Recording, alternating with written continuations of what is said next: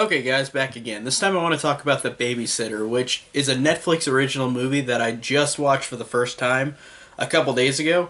And I know it's been out for a while, but I just watched it, and for the past couple days, it's been stuck in my head because this movie is really, really awesome and entertaining. This is one of those movies that surprised me. Like, I saw the advertising for it, I didn't know much about it.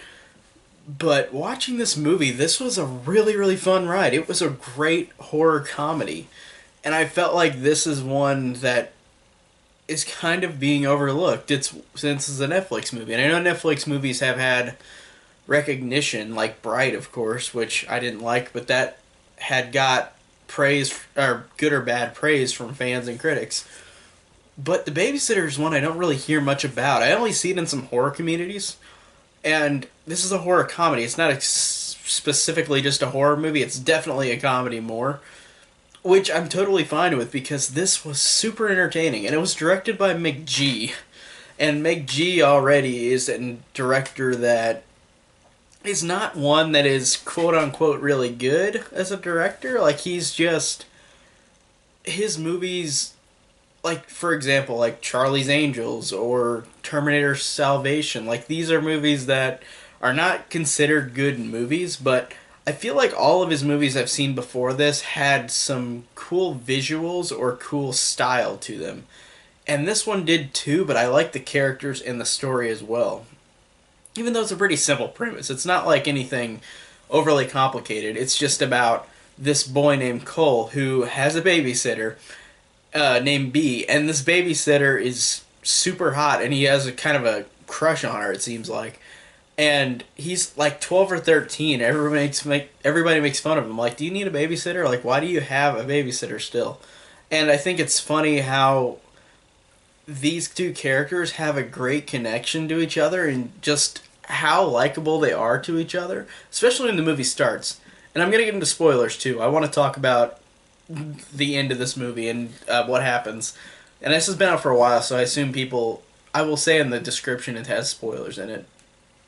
But I really like the relationship between these two characters. They are really. They had a lot of genuine, like, chemistry together. They were really fun and entertaining to each other, and I love the fact whenever you get that turnaround where Cole is sleeping after the parents have left, and she's babysitting him, and then he realizes that her and her friends are part of a cult and kill a kid or a teenager. They kill him, and then are going to kill Cole, and then Cole figures it out and fights back. And that's really cool, just having this kid fight back against all these young adults. And all the characters in this, besides the main two, are really funny too. I liked how we got Bella Thorne in this and Robbie Amell in this, and they're really funny characters. Like, Bella Thorne's character is this kind of dumb cheerleader, where later in the movie she gets shot in the boob, and she's freaking out, and it's a funny joke where, like, she gets shot, and she just. Like, I don't know how to explain it. Like, it's just funny to see her lose it, that she got shot in the boob, and she's like, oh, I'm gonna have one flappy, obscure boob. Like, it's really funny, and just the fact and how these characters they all react to things. They all just have a funny quality to them. Like, Robbie Amell, I can't really think of anything exactly what he did was hilarious, but he was funny too, and he gave a fine performance as this one guy. But he's probably one of the more forgettable characters out of all of them, I guess, out of the friends. And I thought that the character, I think his name is John, the guy who watches B and Bella Thorne's character make out, and he's like, oh, come here, girl, come here and kiss me, or make out with me. And then B literally licks the guy just up the face, and he's like, man, you gave her all that kissing, but you're just gonna lick me on the face. And then he's like, oh, it smells like toothpaste. I bet you brushed this morning.